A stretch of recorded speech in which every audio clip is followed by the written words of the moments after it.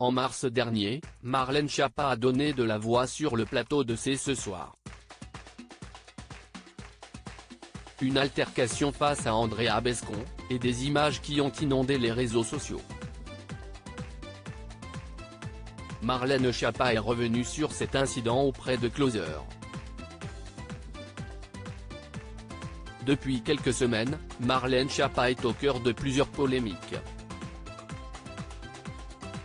Contre toute attente, elle peut aussi voler au secours de certains collègues qui seraient dans la tourmente. Ainsi, elle a pris la défense de Bruno Le Maire au sujet du passage érotique de son livre. Si est-il en acceptant de paraître dans un numéro du magazine Playboy que la secrétaire d'État, chargée de l'économie sociale et solidaire et de la vie associative, a essuyé de violentes critiques.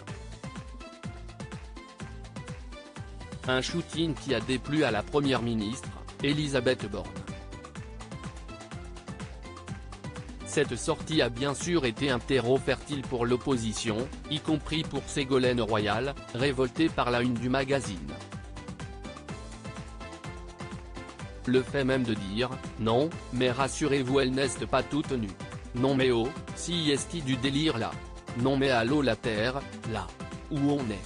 Ils sont en train d'expliquer que si est bien parce qu'elles n'est pas toutes nues. Non, mais. Vous vous rendez compte? Même pour elle. Et puis, elle est mère de famille. S'est-elle agacée?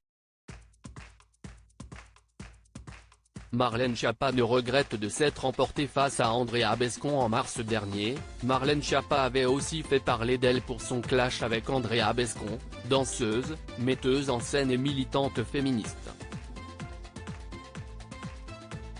Une dispute née sur le plateau de C'est ce soir, et pour laquelle Marlène Schiappa a menacé de quitter le plateau.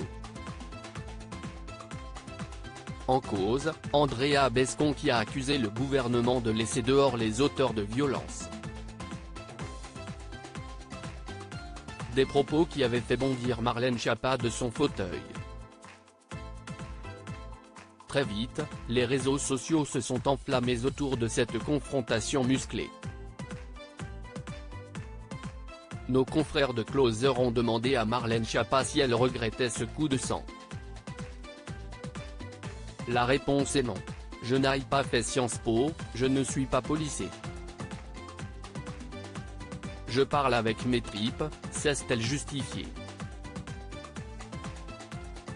Ce qui m'a vraiment vexé, si est de m'entendre reprocher que je ne connaissais pas personnellement les violences sexuelles, alors que je les connais intimement et familialement de façon directe et dramatique.